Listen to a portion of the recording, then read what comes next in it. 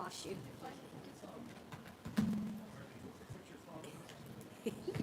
This may be.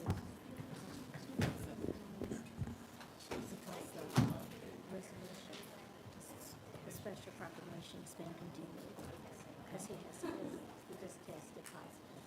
And this is his last week of work. Can you imagine that? Oh, it's his last one. His last week of work.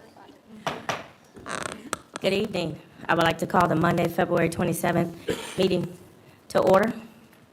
Clerk Jones, I believe you would like to make some comments regarding the link in the meeting and other expectations.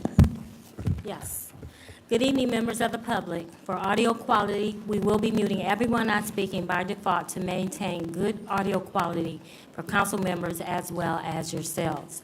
If you would like to speak during the meeting on specific agenda items, please submit your request to speak in the chat, and directions to do so are located in the chat.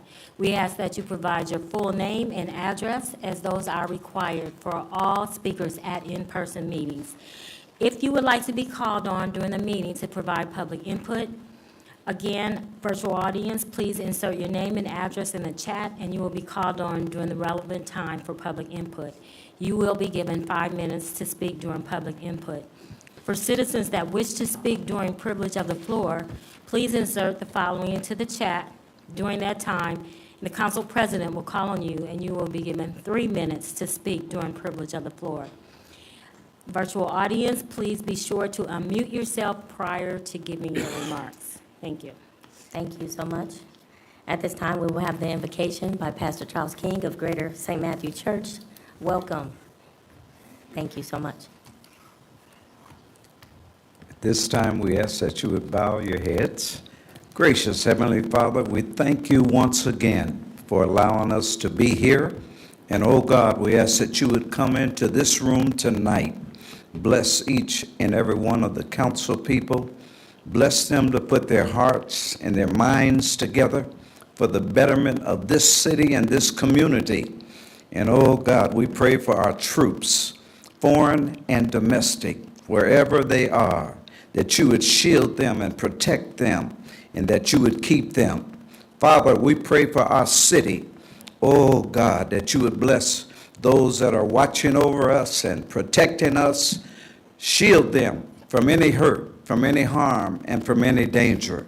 And Father, we thank you tonight that we can come together and that we can reason together and come up with good solutions that will make things better. We thank you. We honor you.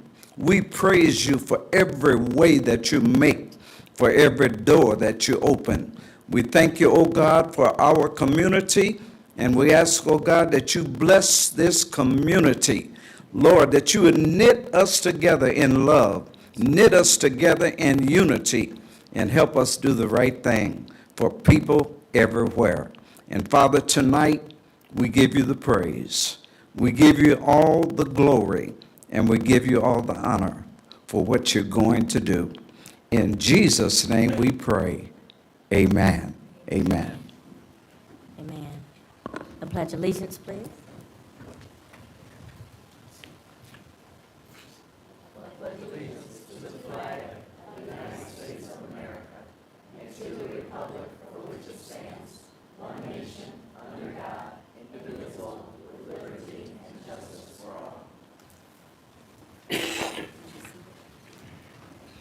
Clerk Jones, will you call the roll, please? Yes.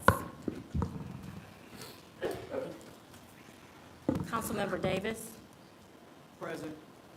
Councilmember Lee? Present. Councilmember Warner? Present. Councilmember Wax? He's here. Oh, okay. I heard him. Okay, Councilmember White? Present. Councilmember Tomas Morgan? Present. Councilmember Hammond? Present. Vice President Niskoski? Present. President McBride? Present. 9 present. Thank you. There are no reports from the Subcommittee on Minutes. If you are here for Mr. Toy Vila to honor him, that will be postponed until the March 13th meeting. We will honor him for his retirement at that time. There are no reports from the city. So with that, I will turn it over. I would like to entertain a motion to resolve into the committee of the whole. So moved. Second. It's been moved and seconded. All in favor? Aye. Any opposition? The motion's carried. Good evening. The Committee of the Whole is now in session. This is the portion of the council's meeting where bills are given a second reading and public hearing. I wish to share with you that the bills that will be given a second reading and public hearing have been given a first reading and set for a committee meeting and public hearing prior to this evening's meeting. In addition, you will hear from the chairperson of the committee where the bill was discussed and the results of their discussion. If the proposed ordinance is a zoning ordinance, a report from the staff member will be given. In all other situations, the formal presentation on the proposed ordinance will immediately follow the committee report. The formal presentation shall be untimed. Clerk Jones, could you please give a second reading to Bill 02-23?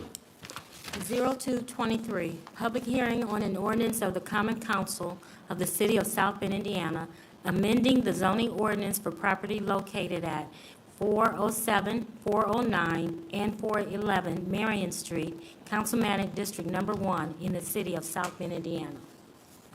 Is there a committee report? Yes, Chair, this came before the Zoning and Annexation Committee this afternoon and comes to the Committee of the Whole with a favorable recommendation. Is the petitioner present? I see that she is. I ask that you state your name and address and share with us key points regarding the bill that's before us. Good evening, Angela Smith, Zone Administrator for the City of South Bend. Office is located on the 14th floor of this building. And if you could share the Teams window with the...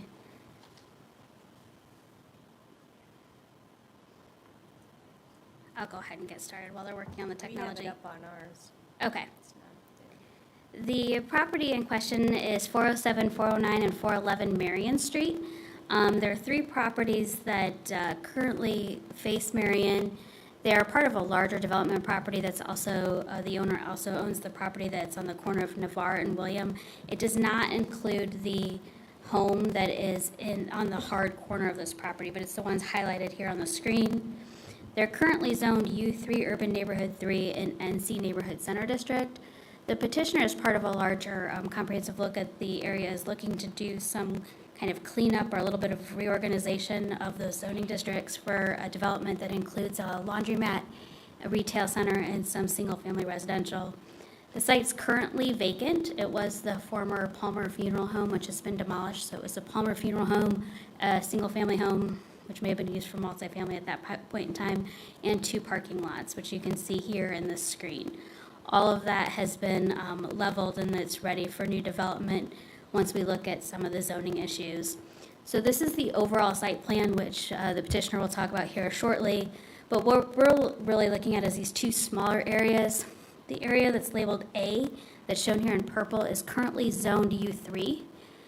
There would be a conflict in using this area for things such as the dumpster enclosure or the drive into the development. And the other area, Area B here, they're seeking to go from NC to U3 so that they can have a continuous development along Marion for residential. Essentially, this is the layout. On the left is the current configuration of the zoning, which follows the lot lines that are there. On the right is the proposed configuration of the zoning, which would allow the northern portion of these lots to be adjoined with the parcel to the north for a cohesive development, and the southern portion to be subdivided to be used for residential. This comes to you from the Plan Commission with a favorable recommendation, and I'd be happy to answer any questions. The petitioner is here as well. All right. Petitioner, I ask that you would give your name and address. Thank you. Mike Danch from Dan Charner and Associates, 1643 Commerce Drive here in South Bend, representing the petitioner. As Angela had mentioned, what we're asking to do is to take just two portions of the property that you see that are bounded by Navarre, Williams, and Marion Street and rezone those. This is a cleanup for some of the zoning that has existed since 2020 when the new ordinance went into effect. As Angela had mentioned, the back portion of the property that we would like to use for the Burton's laundromat and that retail center on the corner is presently zoned U3. We'd like to take that to get it to the NC district so that we have a consistent zoning for the project. What we're also trying to do is bring new housing into the city of South Bend. That's the yellow that you see along William Street. This proposal would allow us to have 5 residential lots for 5 new homes along Marion Street. Again, it's a cleanup on that portion. We're actually down zoning from NC, the Neighborhood Center District, down to the U3 to allow for that residential. Under the guidelines for NC, just so the council is aware, that's the strictest zoning classification, and it has the highest architectural standards for buildings that are built in the city of South Bend. As we had mentioned earlier this afternoon, the site that is for the Burton's Laundry and the retail center, we could build that today, but this is just part of a cleanup that we would like to do so that we have a consistent zoning for our lots. Assuming that we receive approval from council this evening, our next step would be to go ahead and submit a subdivision plat that we've given to the Community Investment Department to create legal lots of record. So one lot would contain the retail and the Burton's Laundry, and the other would be the 5 lots for the residential on Marion Street. We are going to have access from William Street and Navarre Street for the retail center. What we are also doing is having an ingress and egress easement to be allowed to have just a single driveway, so we don't have several driveways on Marion Street that would access the back of those residential homes.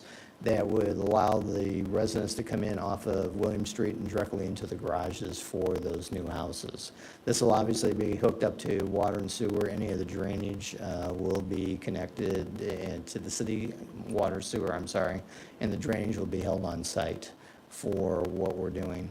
We did have conversations with some of the neighbors who are in the historic district. Mr. Newfer is in discussions with them to tweak some of the design aspects of the building that he is using for the Burton's Laundromat. And as I had mentioned this afternoon, there is no dry cleaning establishment here. This is just a laundromat and a retail center. And if you have any questions for me, I'd be glad to answer them. Council members, do you have any questions? Councilwoman Lori Hammond? Thank you, Mr. Danch. I'm just noticing, were those original lots, were those oversized lots? Because I see that they are somewhat being truncated slightly. For the lots that are on Marion Street, Yes, just so that you know, this property had been subdivided, and I use that term loosely. There was basically parcels that were sold off, and they were smaller than what we usually see for the city of South Bend. What Mr. Newfer's been able to do with this development is pick up all those properties, and we're going to re-subdivide them into larger parcels for those single-family homes. You can also see the property that's on the hard corner. The new lot line, the zoning line lines up with that parcel line.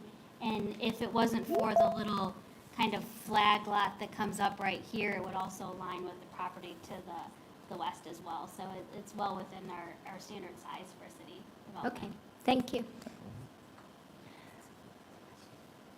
Councilwoman Rachel Thomas Morgan?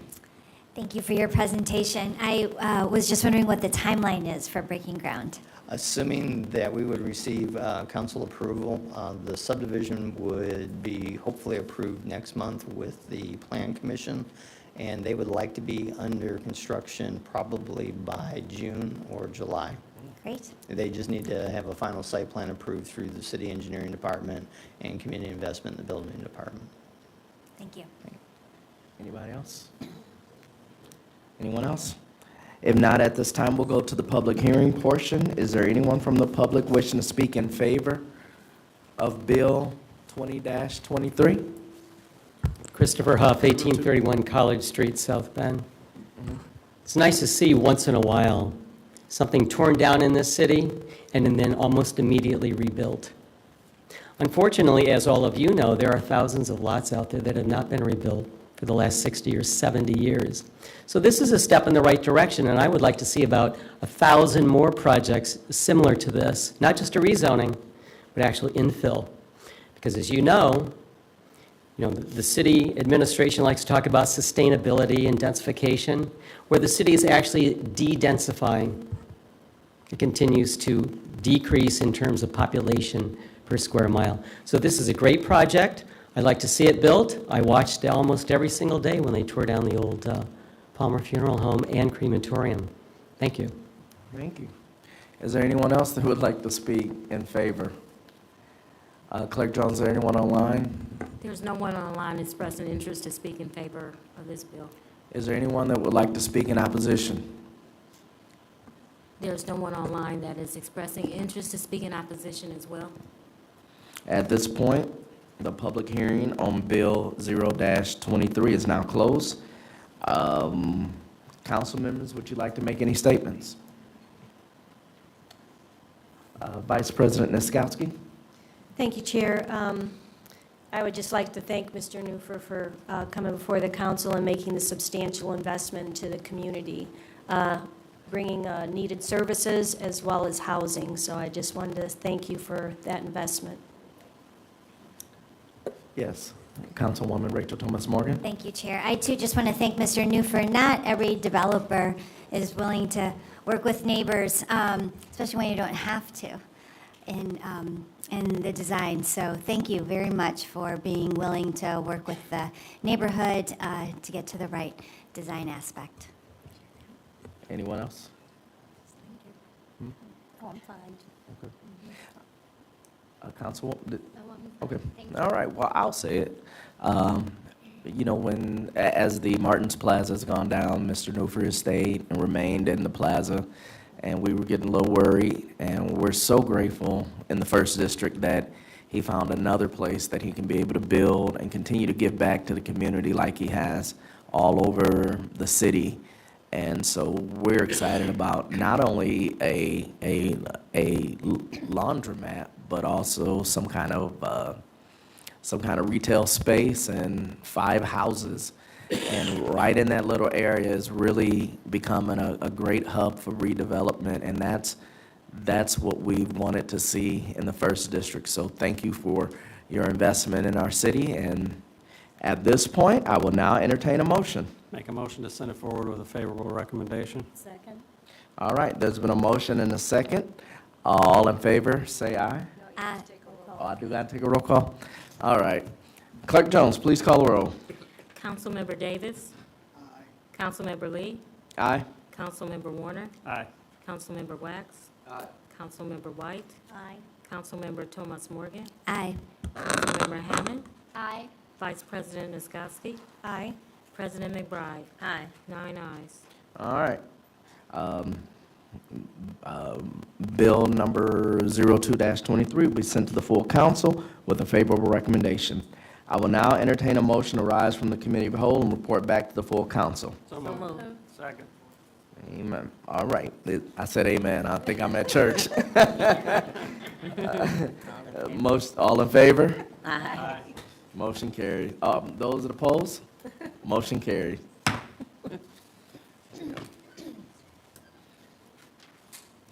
Church.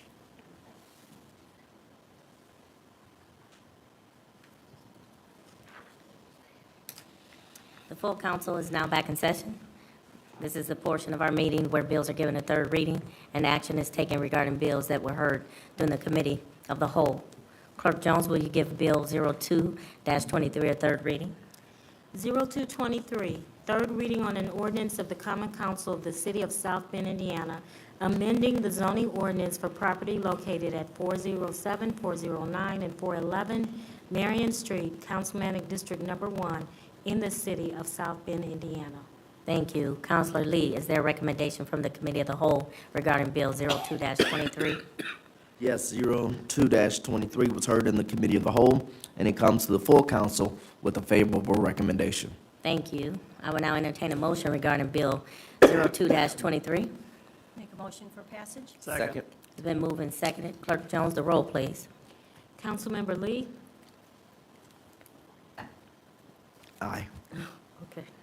Councilmember Warner? Aye. Councilmember Wax? Aye. Councilmember White? Councilmember Thomas Morgan? Aye.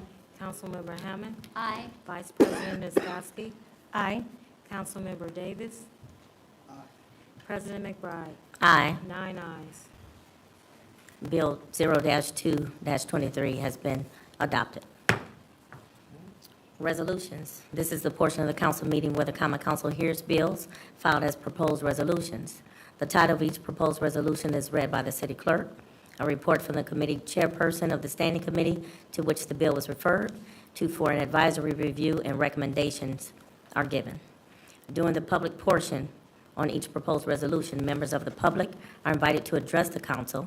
We ask that you please give your name, address, and comments on the bill. If you have any questions, they will be addressed by the presenter during their rebuttal. Each member of the public is limited to 5 minutes, with those speaking in favor going first, followed by those in opposition, then a 5-minute rebuttal for the presenter of the bill. Clerk Jones, will you give Bill Resolution 2305 a reading? 2305, a resolution of the, Oh, this is a substitute. Thank you so much, and that is in my notes. I would like to entertain a motion to accept the substitute for Resolution 2305. So moved. Second. It has been moved and seconded. All in favor? Aye. Any opposition? The motion's carried. Now, Have we received a copy of the substitute?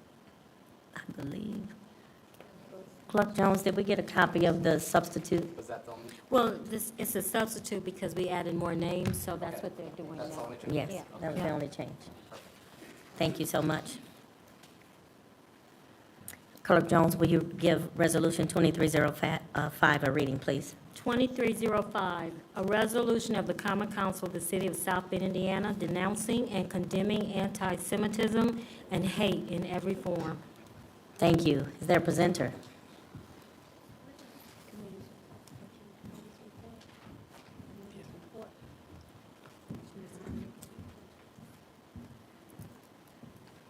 Please state your name and address for the record. Thank you. Excuse me, Yes. we need a committee report. Yes. Is there a committee report from the residential neighborhoods? Yes, there is, President. The Residential and Neighborhoods Committee sent the substitute bill 23-05 to the council with a favorable recommendation. Thank you. Now, Ms. Hammond. Thank you. Lori Hammond, 2658 Tomahawk Trail, South Bend, Indiana.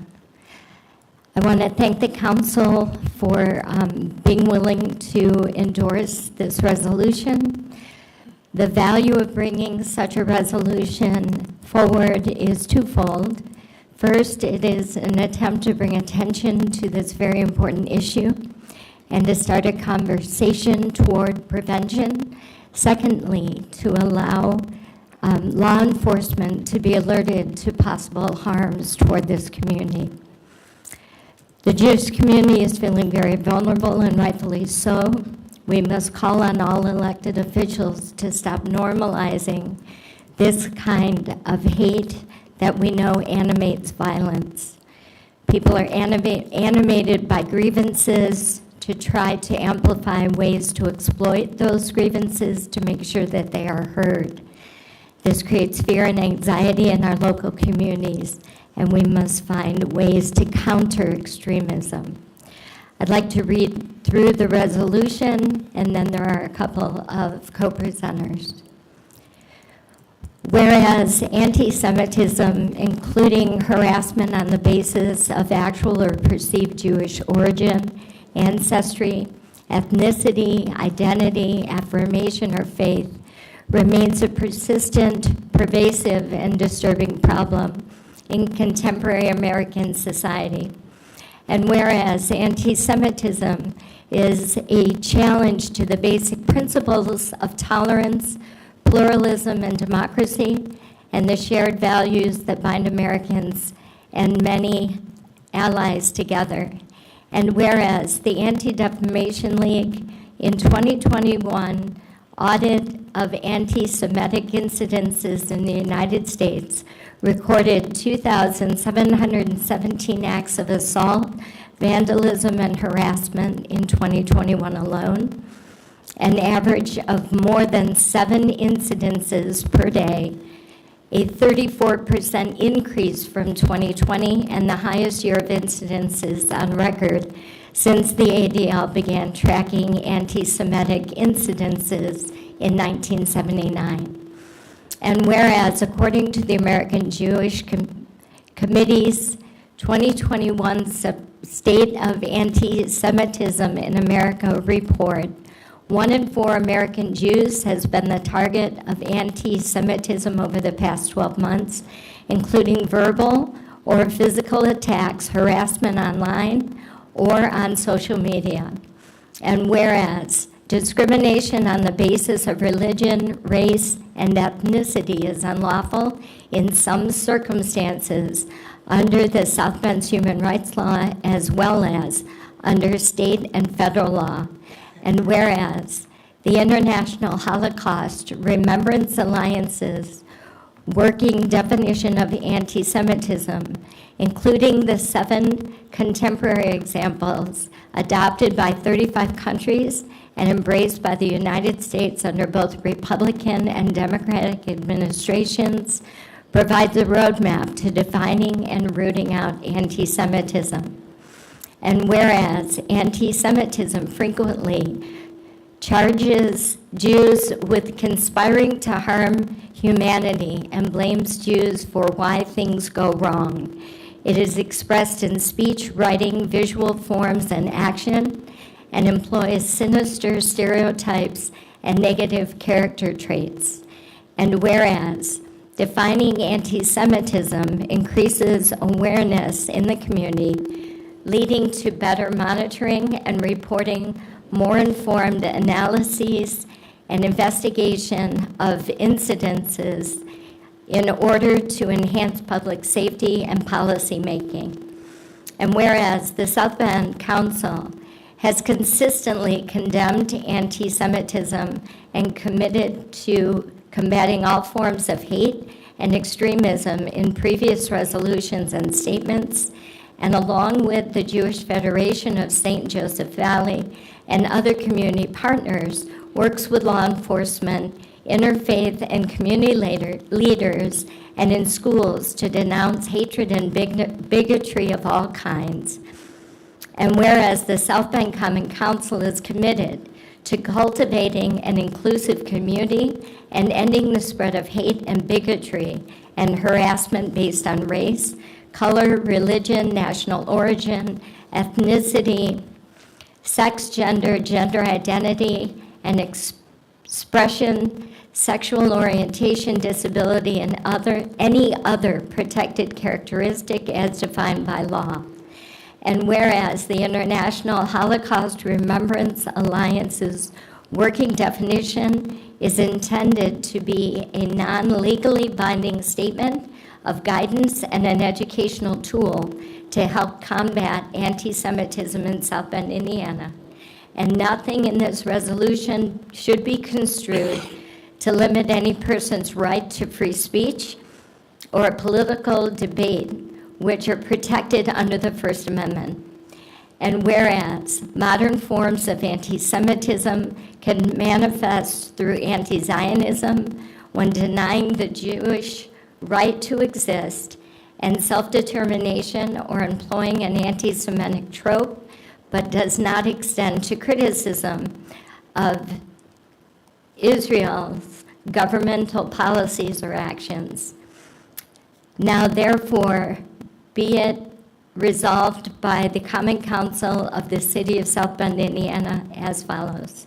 Section 1, the South Bend Common Council adopts the International Holocaust Remembrance Alliance's working definition of anti-Semitism, including the 7 contemporary examples, and endorses the use of the working definition as a framework and useful educational tool, among other resources, concerning the identification of discrimination rooted in anti-Semitism and for discussions to address such discrimination.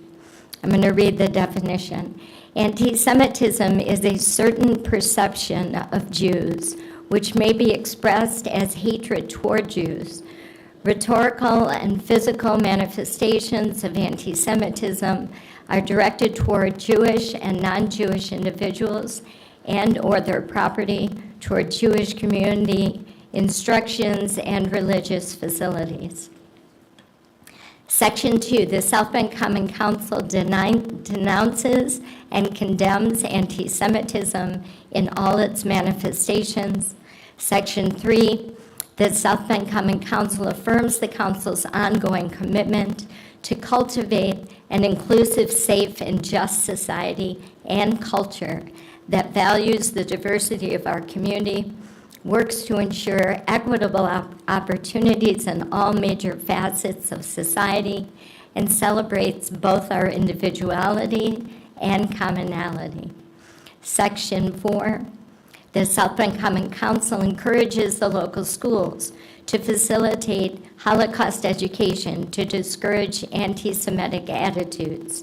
And Section 5, the South Bend Common Council urges residents to join us by adopting these values in their own lives, calling attention to these harms, and denouncing anti-Semitism, hate, and extremism to help keep us all safe.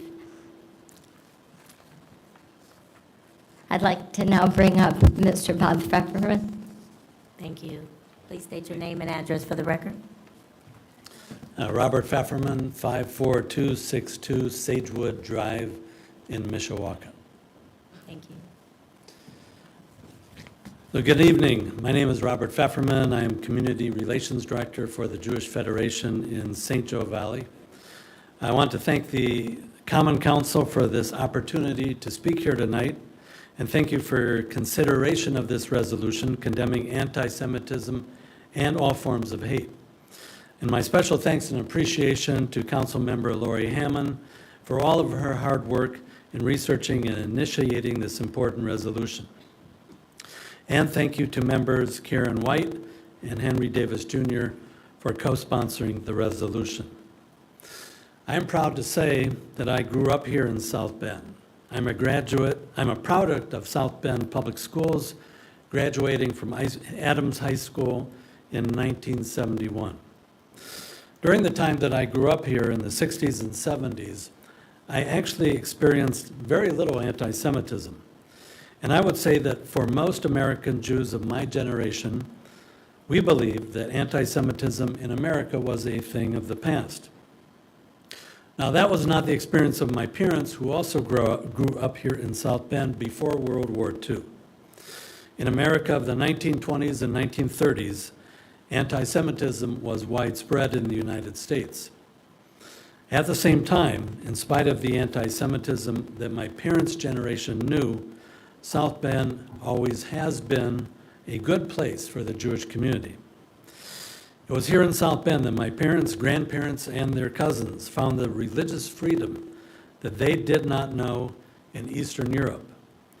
It was here in America that they could work hard, get an education, build businesses, and create a better future for themselves and their children. And in fact, it was here in South Bend that my father could work his way through college at the University of Notre Dame during the Great Depression and graduate before going off to proudly serve his country during World War II.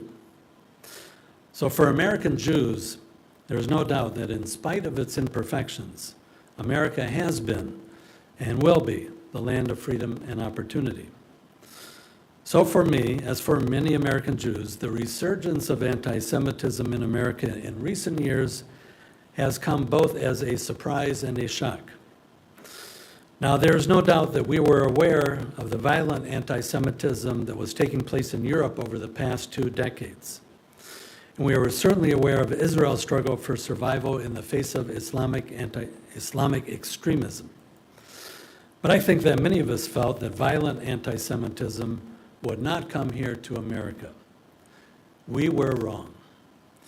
Life for American Jews changed on October 27, 2018, when a white supremacist named Robert Bowers walked into the Tree of Life Synagogue in Pittsburgh and murdered 11 worshipers.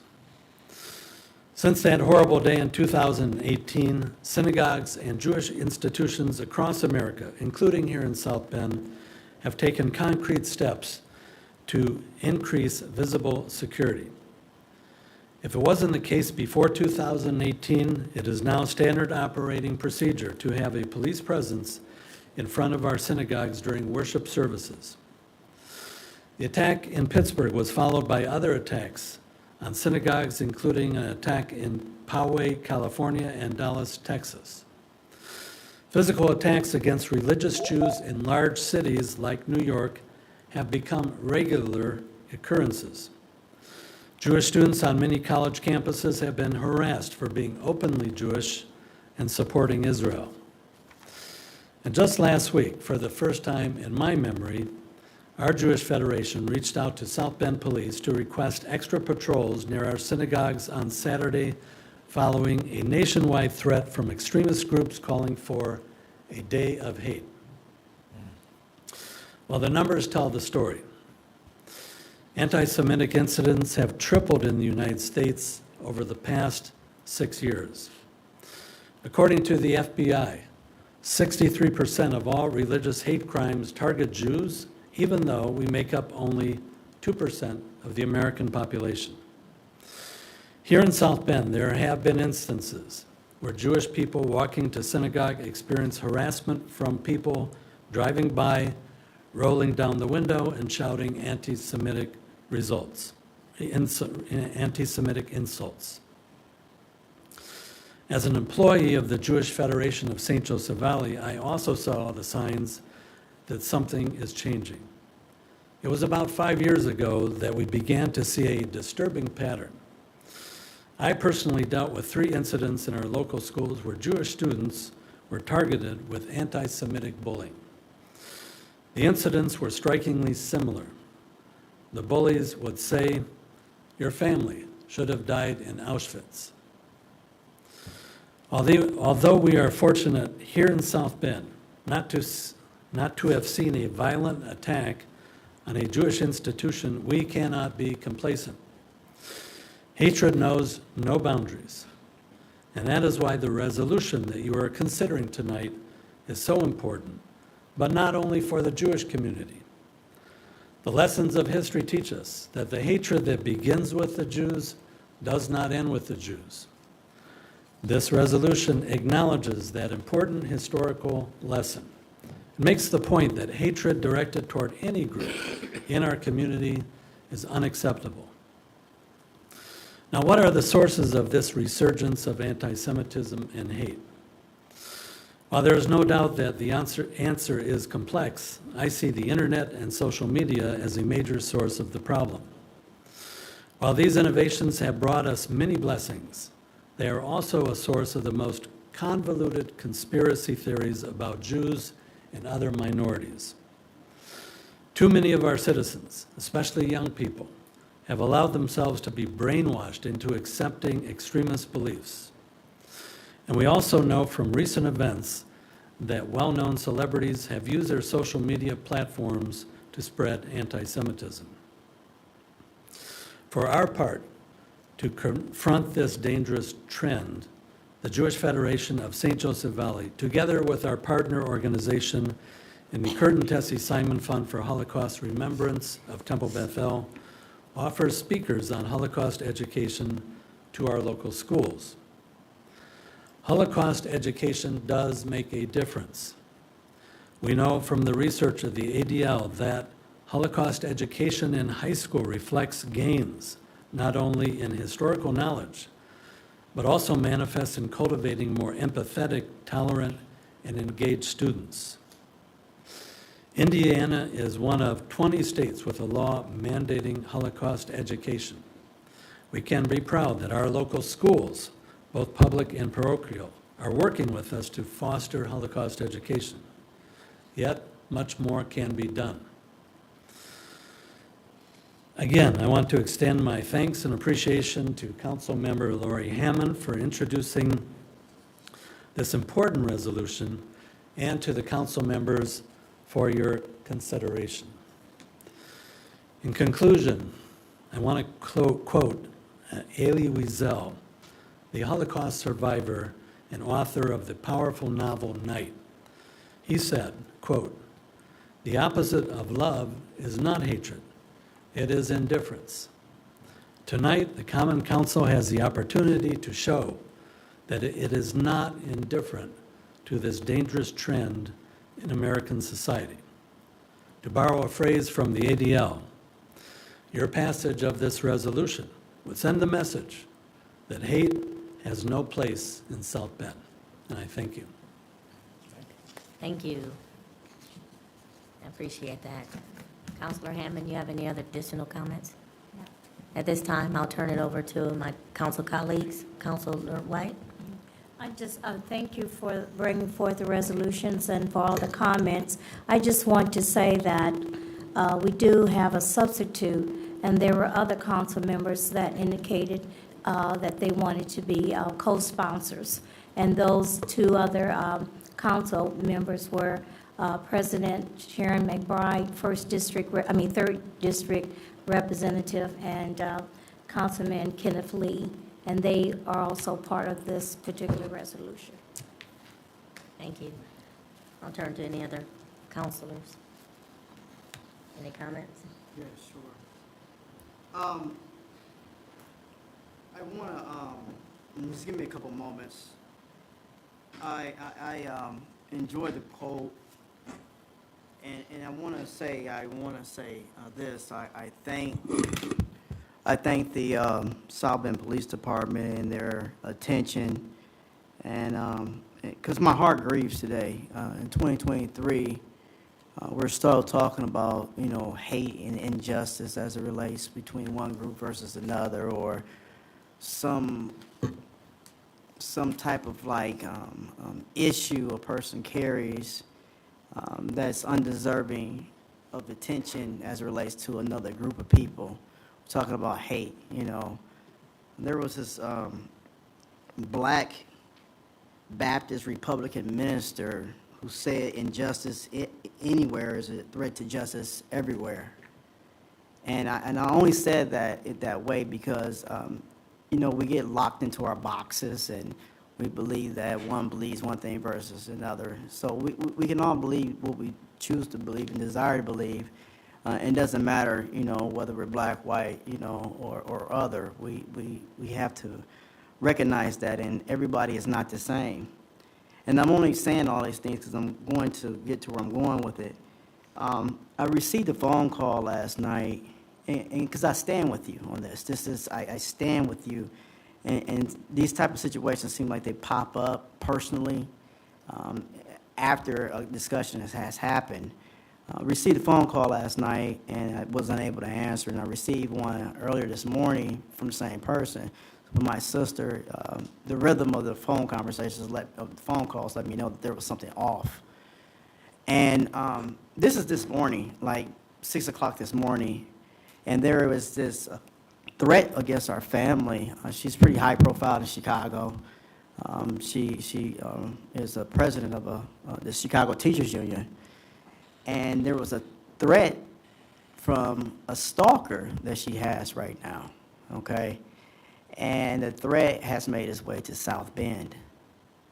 And the same person is the same person pushing this issue. Today just has been a very difficult day. I feel like it's been about 4 days within this one day or a few hours because of the hate that has been bestowed upon me and my family. Her family, she has 3 small children. I have 1.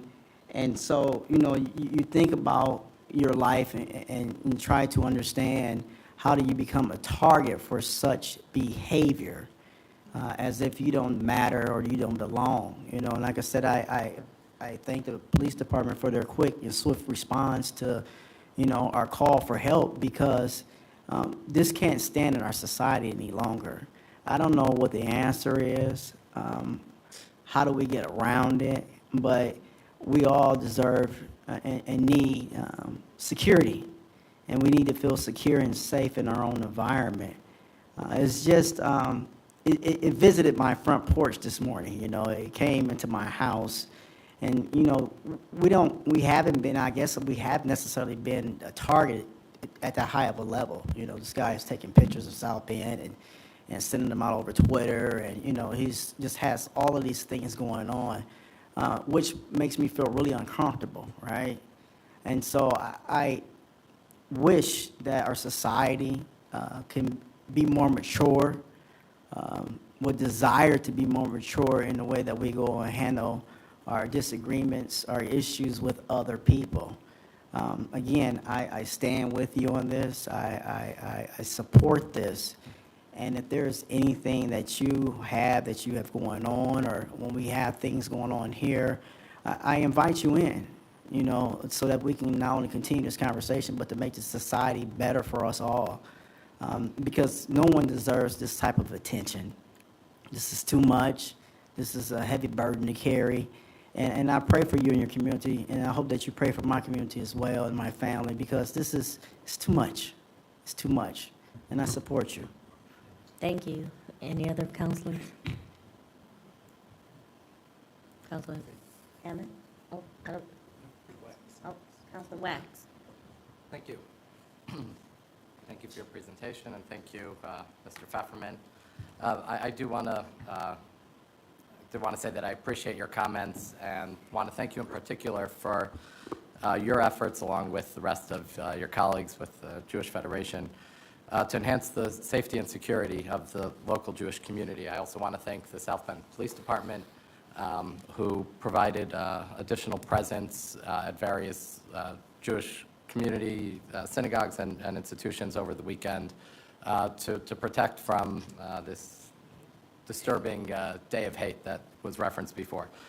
I do want to say from the outset that I have no objection to the language of the resolution, and I will be supporting it. I appreciate that Councilmember Hammond gave me the opportunity to look at it in advance, and if there was anything in there that I wouldn't agree with, that I had the opportunity to present that. At the same time, I do have some reservation to the general idea of this resolution.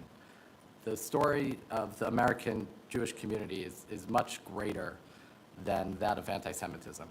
It's a story of a community that has grown and succeeded and has achieved so much despite the adversity that they've had. While anti-Semitism should absolutely be called out when it rears its ugly head, focus that's limited to fighting anti-Semitism runs the risk of portraying the Jewish community as victims, which we are not.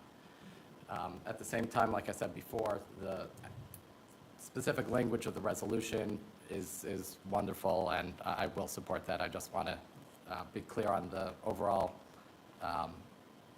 focus on how we address this topic within our city and generally.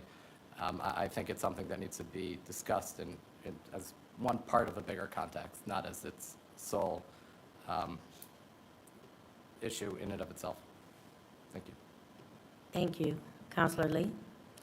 Yes, thank you. Thank you, Councilwoman Lori Hammond, for initiating this and allowing us to be able to support discrimination based on race, religion, ethnicity, or any other characteristics is completely unacceptable. It has no place in South Bend. We must all work together to combat anti-Semitism and other forms of hate wherever they occur. This means speaking out against hate speech and hateful acts, supporting organizations that work to promote tolerance and understanding, and educating ourselves and others about the dangers of discrimination and prejudice. It is only by coming together in a spirit of unity and solidarity that we can hope to create a world that is free from hate and bigotry. I want to remind us, let us work together to build a better future for all people, regardless of their race, religion, and background. Thank you. Thank you. Anyone else? If not, I will turn to the public to see if there are any comments from the public. Clerk Jones, will you see if there's anyone in the visual audience? There's no one in the virtual audience that's expressing interest to speak at this time. Thank you. With that, I will turn back to council if there are any comments. Move for adoption. Second, I make a comment. Sorry. It's very important that we all address any act or language of hate, but we all must be aware of the fact that many of these incidences are becoming normalized in our society. And it's up to all of us to stop normalizing these narratives that will lead to extreme behavior, and they lead extremists to feel empowered. And I agree that a lot of it has to do with social media. People will say things on social media that they would never say standing face to face with another human being. And it's a shame that our society is experiencing this. But it is the job of all of us to just make sure that we do not do anything to normalize this kind of behavior and these types of attitudes. Thank you. Thank you so much. I believe there was a motion on the floor by Counselor Davis and seconded by Counselor White. With that, could you call the roll, please? Yes. Councilmember Wax? Is that me? Yes. Aye. Councilmember White? Aye. Councilmember Tomas Morgan? Aye. Councilmember Hammond? Aye. Vice President Niskoski? Aye. Councilmember Davis? Aye. Councilmember Lee? Aye. Councilmember Warner? Aye. President McBride? Aye. 9 ayes. Thank you. Clerk Jones, would you give Resolution 2306 a reading? 2306, a resolution of the Common Council of the City of South Bend, Indiana, a tax abatement for property located at 536 South Main Street. Thank you. Is there a committee report? Yes, there is, President McBride. This bill came to the Committee on Community Investment earlier this afternoon and comes to the council with a favorable recommendation. Thank you. Petitioner, please state your name and address for the record. Hi, Eric Lovich, Director of Growth and Opportunity within the Department of Community Investment with offices on the 14th floor of this building. First, thank you, council members, for being here tonight. And before your consideration is a declaratory resolution for an 8-year real property tax abatement for property located at 536 South Main Street. This is a building that I think everyone in South Bend, if you've spent any time here, is very familiar with. It sticks out like a sore thumb on Main Street. It's been vacant since 2021 following a series of fires. The building had housed 8 apartments historically, but as we all know, it's an eyesore. It's been vacant. It's definitely a challenging property. Our office received a petition for a tax abatement from a developer who wishes to rehab the building. They would restore the building inside and out, pretty much, as close to a gut as you could get. All new mechanicals interior, all new windows, brand new facade, restored facade. And also they would expand the number of apartments from 8 to 12. In line with the city's municipal code, at least 20% of those units would be made available to low and moderate income households. Thus, 3 of the units are planned to be targeted toward that demographic. The developer has committed to invest over $2 million in rehabbing the current building. We're very excited at the prospect of having someone come in and want to invest money into this property. As you know, the south side of downtown, will experience significant growth within the next, few years. There's the Devereaux Peters project called the Monroe. There's the Real America project, where they will be building, they plan on building two different apartment buildings right in that area. So this will be a pretty cool development that we'll see down there. The abatement itself, as I mentioned, is for 8 years. Currently on the building, the property taxes are just over $5,000 a year. In the first year alone of this abatement, even though it is a 100% abatement, because of the increased assessed value that the property will experience, the taxes will double just in the first year alone. As you can see on the screen, The taxes to be paid are, over the 8 years, are estimated to be about $130,000, while the taxes abated would be over $213,000. Before you is kind of the chart table outlining our estimates related to the abatement.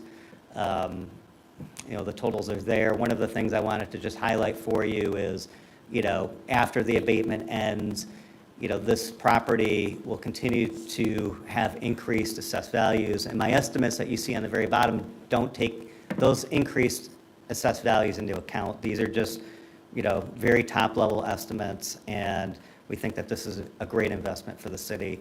The developers are here to answer any questions that you might have and to discuss the project, and I'm happy to answer questions as well. Thank you. Council, do you have any questions for the petitioner? Councilor Lee, you have any? Councilor Thomas Morgan? Could you share what the timeline of the project is, please? Hi, Brad Emberton, 615 West Colfax Avenue in South Bend. Rachel, we'd like to get this project started before the next 90 days and completed by the end of the year. Great. That's our goal. Construction timelines are difficult right now, but that's the plan. Understood. Thank you. Councilor Niezgodski? Thank you, President McBride. I was looking over your application, and in the first section, employ local companies, you have yes, so I assume have a contractor here that you'll be using locally. And you've checked yes to everything except requiring prevailing wage through the Davis-Bacon, which is a wage setting for the type of jobs used to build in the construction industry.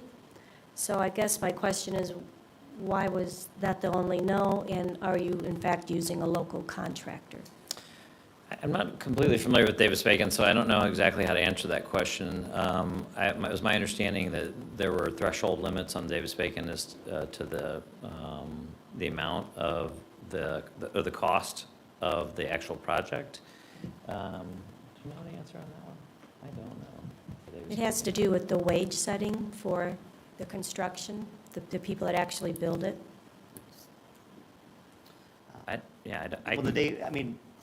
When we walked through the petition with the applicants, we did discuss kind of, what kind of wage rates will be paid. Davis-Bacon, as we interpret it, is specific to those types of projects where, there is a prevailing wage. Using the Davis-Bacon, the way that we've interpreted as we went through the petition was specific to Davis-Bacon, and we didn't feel confident saying, even if they were, let me rephrase that, not implying that you're not paying decent wages, but that it wouldn't have been appropriate to put yes, advise them to put yes for that particular section because, specifically Davis-Bacon wouldn't have applied, but I'll let you speak to kind of what. I don't have an exact answer for you, but why we're not applying, we're not complying with that, but we are, our current company the only company we have today that we have a bid with to do the project is Majority Builders. They're a local company, so. That's what I wasn't sure. Okay. Thank you. Thank you. Councilor Hammond? Yes, if you could go back to the rendering of the side view.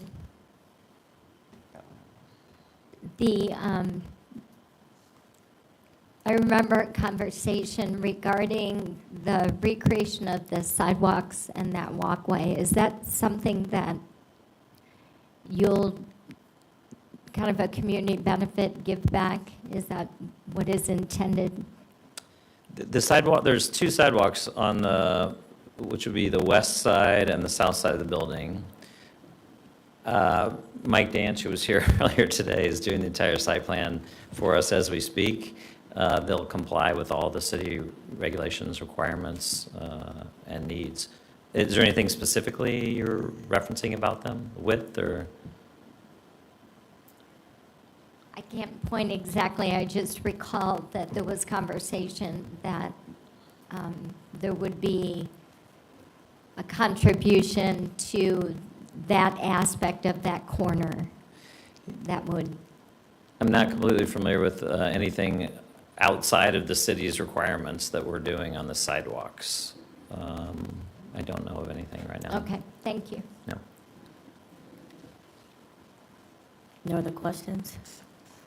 With that, I'll open it up to the public.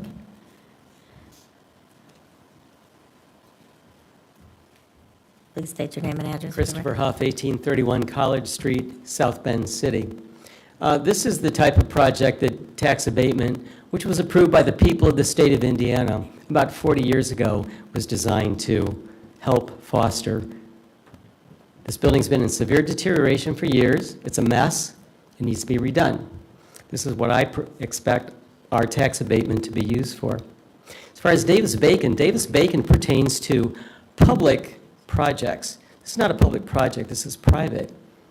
Public projects would be such as streets and curbs and sidewalks, et cetera. So, just my 2 cents worth that I would not have checked that box either. But I'm sure that they will pay these contractors and their employees a very, very fair wage, you know, especially in today's labor market. So, God bless you and thank you. Thank you. Clerk Jones, do you see anyone in the virtual audience? No, there's no one in the virtual audience that's expressed an interest to speak on this. Thank you. With that, I'll turn back to council for comments. Councilor Warner? Yeah, we heard a lot of good comments this afternoon. There was one that kind of wasn't included that kind of went along the last speaker's lines. I have some familiarity with the condition of the interior of the building, and if somebody privately doesn't step up, this is a building in which the city is going to have to spend some funds to stabilize or eventually deal with. So that one more plus on the column. So thank you. Thank you, Councilor Tomas Morgan. Yes, I just want to add my gratitude to you for the investment that you're making in this particular property and in our city overall. It's an exciting project activating this very challenging vacant building. With this project and the 2 tax credit projects that were approved recently, it's my understanding we're up to about 190 new apartment buildings with apartment units, with 120 being dedicated affordable housing. So it's exciting. This has been an exciting year for the city, trying to online more housing in general, which will address the affordable housing issue. So thank you for your investment. Thank you, Councilor Lee. I just want to say thank you for your investment in our city. Thank you. Councilor Wax? I just want to say, I have no idea why this is, but some of my earliest memories involve this building. We used to go, I remember going with my dad to the South Bend White Sox back at Kowaleski Field back in the day, and for whatever reason, that's where he liked to park, like right around the corner there. So like that was always the excitement, you know, getting there and getting out of the car and walking to and that was always the first building that we passed. So I've seen it over the years and in various states, and for whatever reason, it's a core memory of mine. And so I'm glad that you guys are getting involved and investing in it and to bring it back to hopefully beyond its former glory. Thanks, Eli. If you want to know, I'll tell you the answer to your question why we're doing it. We, myself and my 3 partners are all heavily invested in the city of South Bend. I live in downtown South Bend. Mark Neal, one of our partners, lives in downtown South Bend, has invested in the city. Chris owns property adjacent, a block down. I own property directly behind this. So I own the property the Midas shop sits on, and I worked out of that office for 15 years and looked at this blight and the police cars that were there on a regular basis. And 4 of us decided that we can complain all day long, but the best course of action would probably be just to do something about it. And so we got in the middle of it, bought the building, and decided that we were going to make something happen since nobody else was. So that's a short answer to your question. Thank you so much. If I may. Counselor Nisgowsky. Thank you. Just because I asked the question about the prevailing wage doesn't mean that I don't support the project. I understand, thank you. Thank you.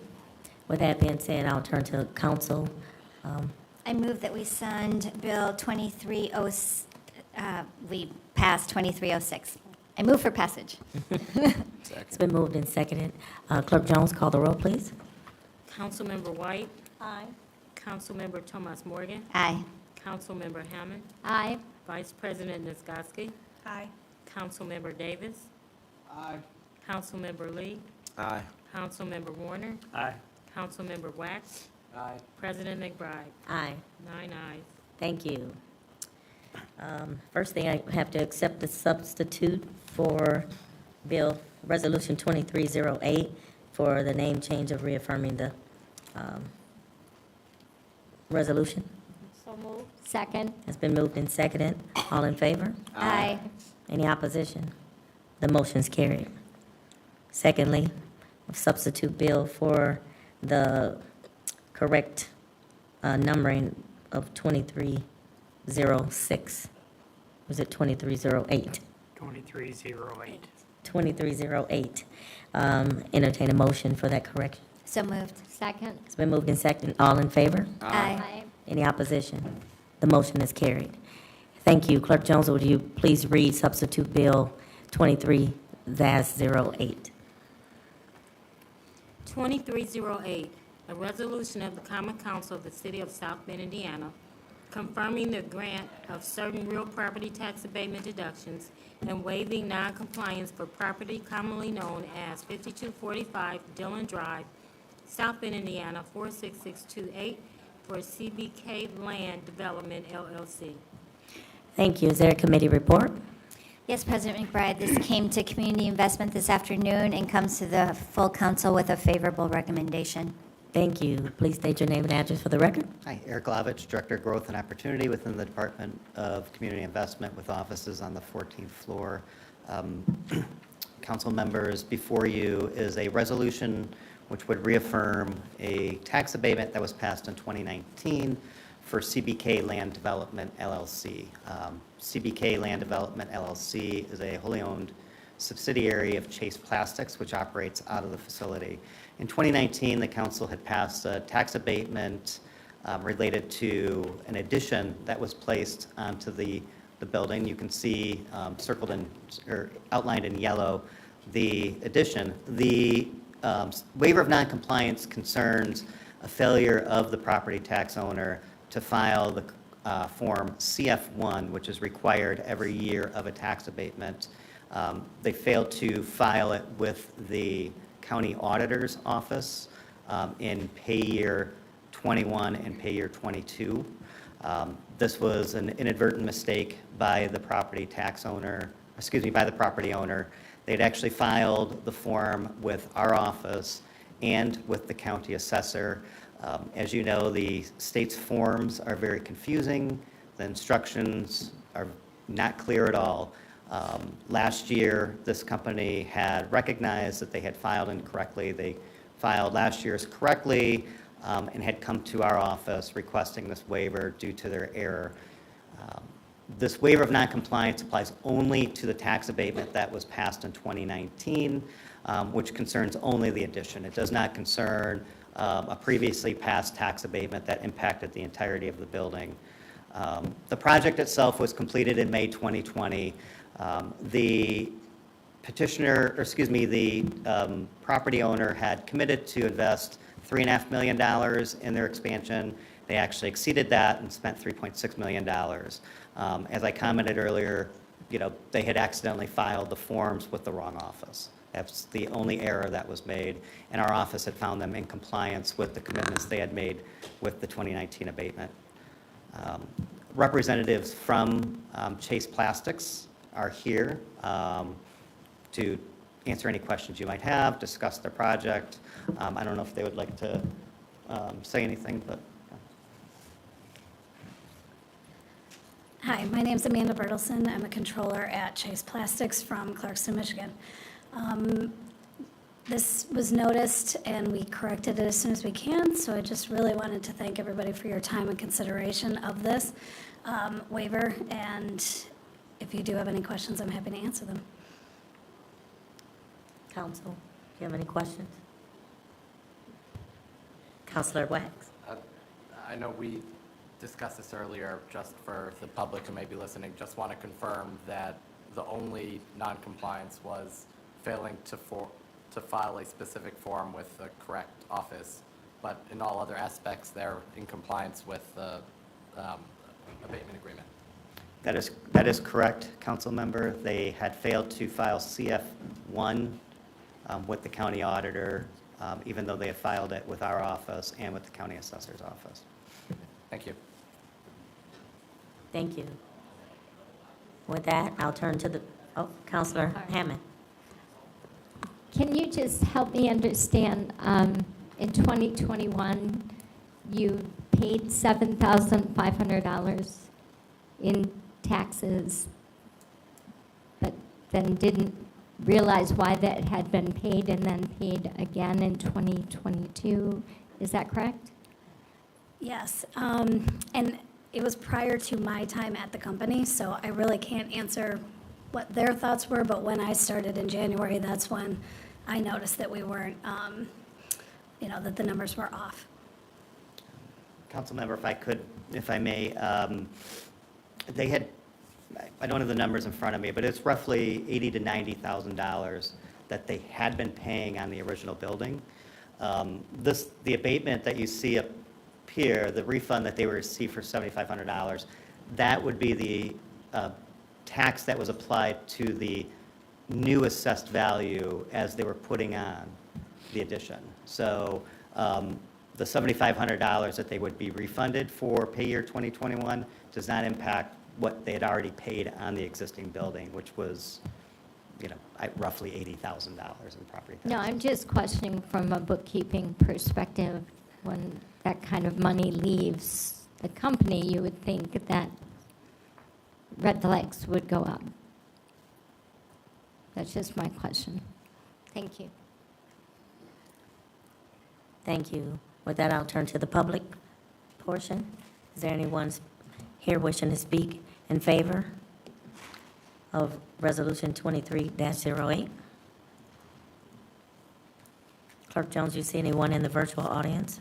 There's no one in the virtual audience that's expressing interest to speak in favor of this bill. Thank you. Is there anyone here wishing to speak in opposition of Bill number 2308? Is there anyone in the virtual audience? There's no one in the virtual audience as well. Thank you. The public portion is now closed. Council, I'll turn back to you. What's your pleasure? Move for adoption. Second. It's been moved and seconded. Clerk Jones, the roll, please. Vice President Niskoski. Aye. Councilmember Davis. Aye. Councilmember Lee. Aye. Councilmember Warner. Aye. Councilmember Wax. Aye. Councilmember White. Aye. Councilmember Thomas Morgan. Aye. Councilmember Hammond. Aye. President McBride. Aye. 9 ayes. Thank you. Bill 23-08 has been adopted. Bills on first reading. Clerk Jones, will you give Bill 07-23 a first reading? Okay. 0723, first reading on an ordinance of the Common Council of the City of South Bend, amending the zoning ordinance for property located at 1007 and 1011 Howard Street, Councilmanic District Number 4, in the City of South Bend, Indiana. Thank you. I would like to entertain a motion to send Bill 07-23 to South Bend Plan Commission on March 20th and to ZNA for public hearing and third reading on March 27th. Second. It's been moved and seconded. All in favor? Aye. Any opposition? Motion's carried. Clerk Jones, will you please give Bill 08-23 reading?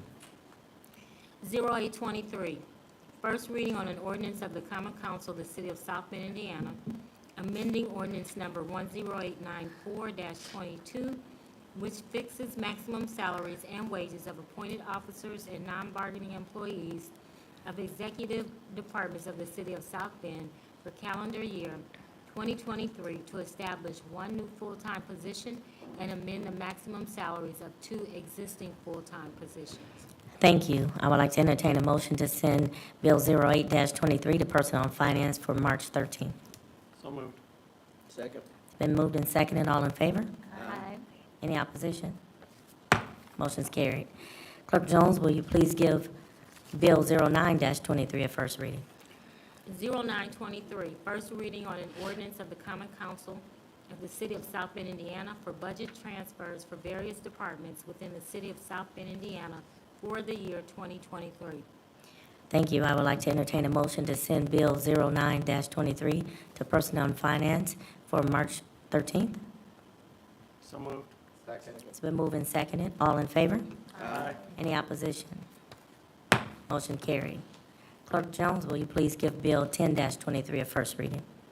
1023, first reading on an ordinance of the Common Council of the City of South Bend, Indiana, appropriating additional funds for certain departmental and city services operations for the year 2023 of $729,545 from the General Fund, number 101, $255,785 from the Parks and Recreations Fund, number 201, $15,000 from the Gift Donation and Bequest Fund, number 217, $449,000 from the Law Enforcement Continuing Education Fund, number 220, $8,000 from the Central Services Fund, number 222, $41,000 from the Code Enforcement Fund, number 230, $40,000 from the Police Federal Drug Enforcement Fund, number 299, $34,895 from the Professional Sports Convention Development Area Fund, number 413,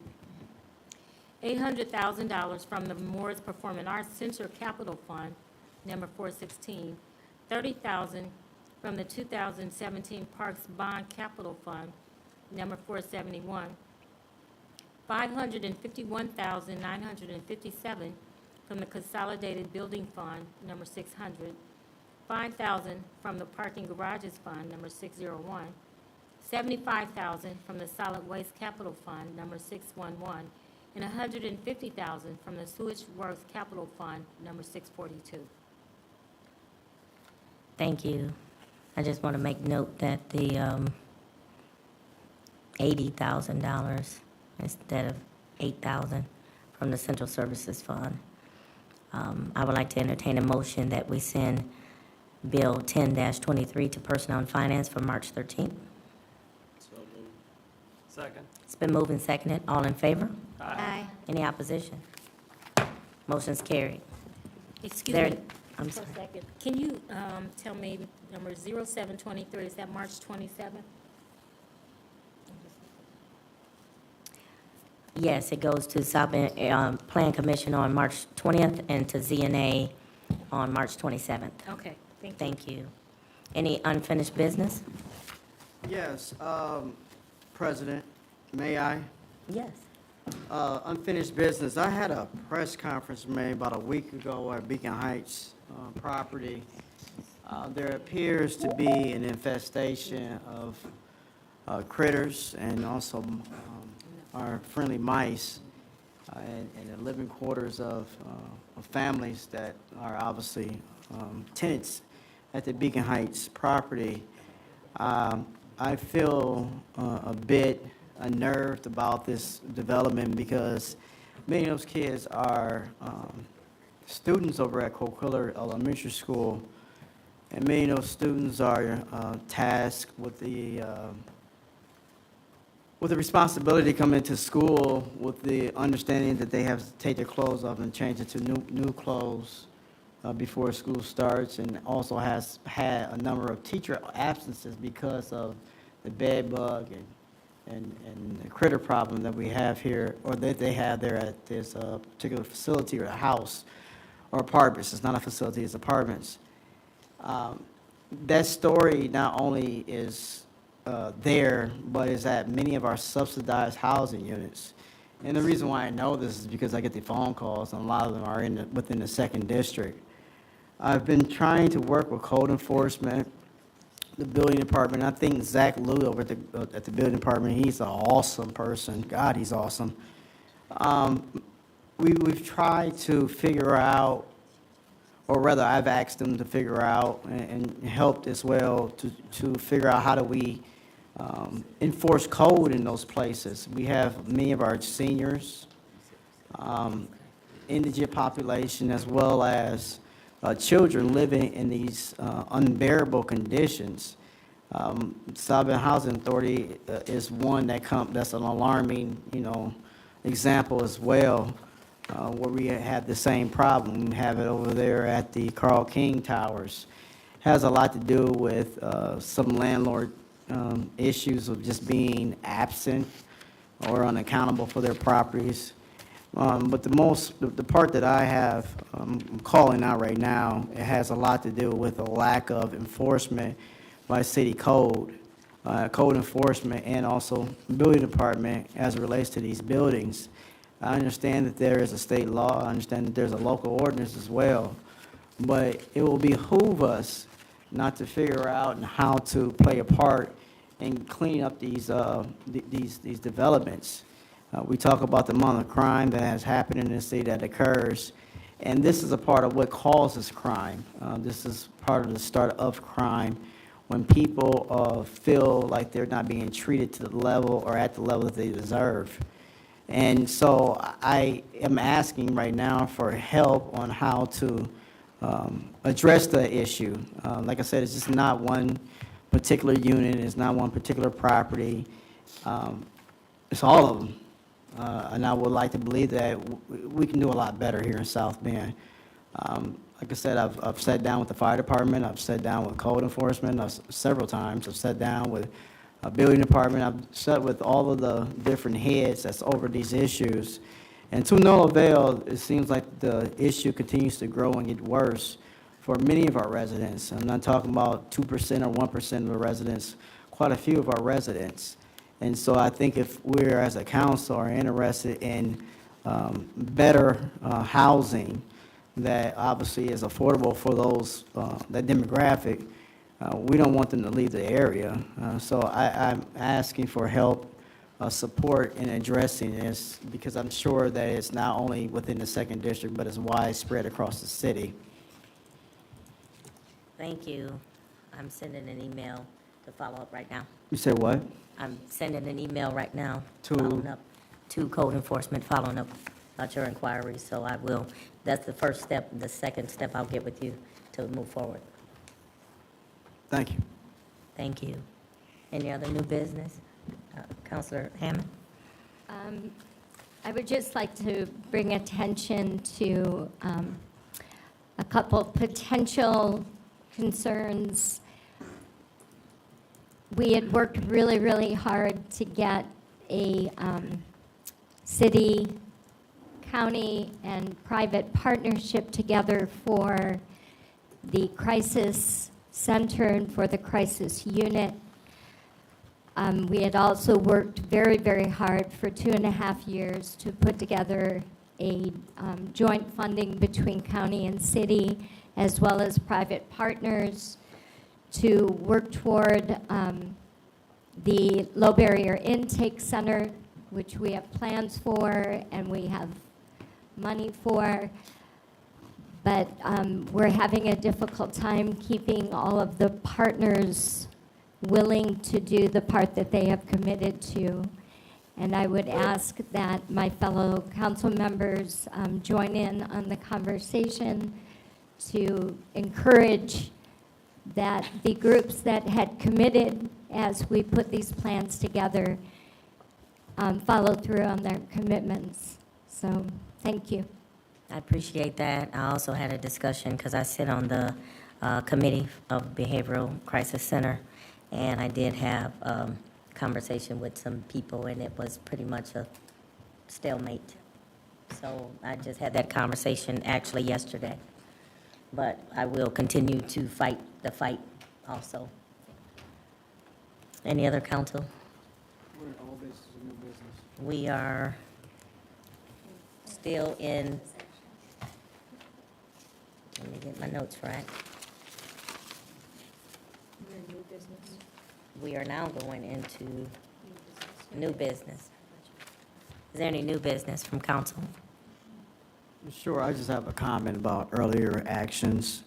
I'm not going to spell out what this is, but I'm going to say this council is becoming complicit in the idea of changing the narrative for the city of South Bend. I've noticed a few housing developments that we are patting ourselves on the back about and calling it affordable housing really isn't what occurs when we, or shouldn't occur when we're trying to build a community for all. It just appears that now that we're running at this affordable housing thing, the wins that we're trying to achieve are wins through people who are connected to the local government and the heads of the local government. I'm not going to say that we shouldn't do these things, right? But when they're being lined up the way that they are, one can only question where is the stuff coming from, especially when the dates of building are well after the primary, all into the summer. I've been here before, I've seen this before, and when things do change up that way, those things do not, politically, when things change up politically, those things do not get addressed or even finished. It's almost a way of counting and say that this is happening in hopes that, you know, the political climate can stay the same. I would hate that this council is being held responsible or even complicit in changing the narrative that ultimately doesn't become true unless some political things happen that are in line with what the current powers to be want to have happen. I'm just paying attention to names, I'm paying attention to times of delivery of projects and also even services, and even the fact that there are all these city incentives to help support the development, but the development doesn't happen again until, you know, later into the summer or late spring. Just an idea, just a thought. I could be completely wrong, but I've seen this before. It's a way of counting wins before the win actually happens in order to say that this is going on. We cannot, and this is the last thing I'm going to say, is we cannot squeeze 3 years in 1 year or a couple months.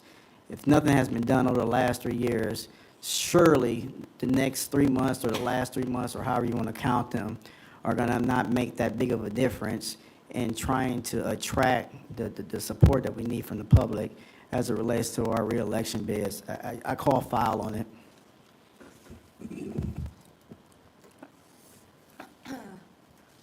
I'll send you the housing permits for 2021 and 2022, Mr. Davis. I didn't ask for them. You might be interested in them. I didn't ask for them. I just I think didn't right, ask I for just them, think but right I'm now, just this telling you. definitely I'm was just not telling you the, how I feel, excuse sir. me, excuse me. This is definitely not the time to talk political anything. This is all political. This is a This business is a meeting that political we're lobby. having, and this is not the forum for any campaign plugs or anything by anybody.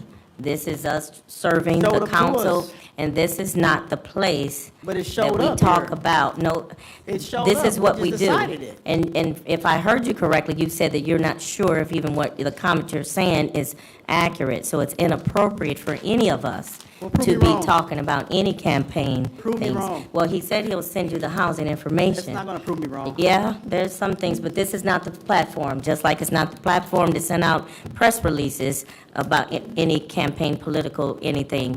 This is not the forum to have that conversation. I do, may I? Yes. President McBride? I do want to say as Chair of Community Investment that some of these infill incentives that we've been rolling out in the past year have been in discussion over the past 2 years. If you recall, we were under a pandemic. And so a lot of the ideation that was happening during that time, for very obvious reasons, not able to execute on that until the pandemic is lifted, which really has only been the past year. Thank you. With that, I will turn to the privilege of the floor.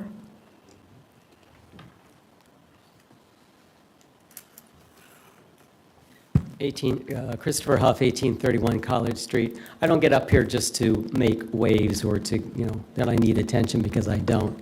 But speaking of housing, 4 years ago, there was a scandal in this community.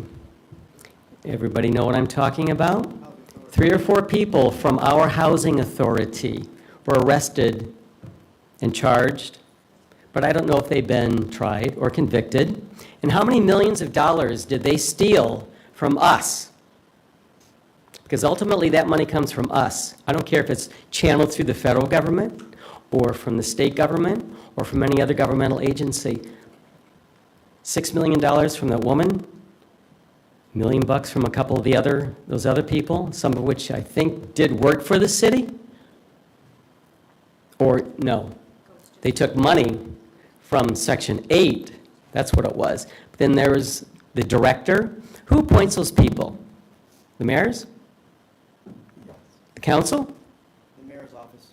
I know. I know who. I know. I'm saying this for rhetorical purposes, okay? You're griping about housing in one fashion or another. By God, these people there better be justice served on them, and I don't care who they are, or who they think they are, or where they worked, or where their part-time jobs were.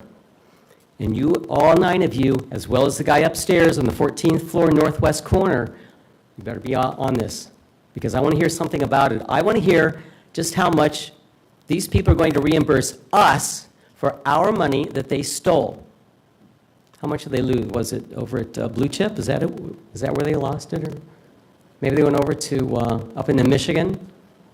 Okay, so I'm giving you something to do besides argue with each other and gripe and blah, blah, blah.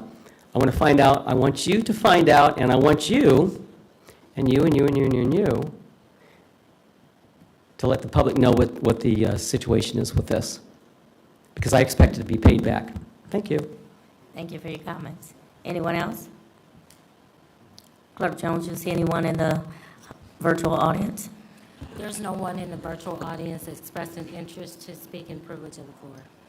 Thank you. With that, we stand adjourned.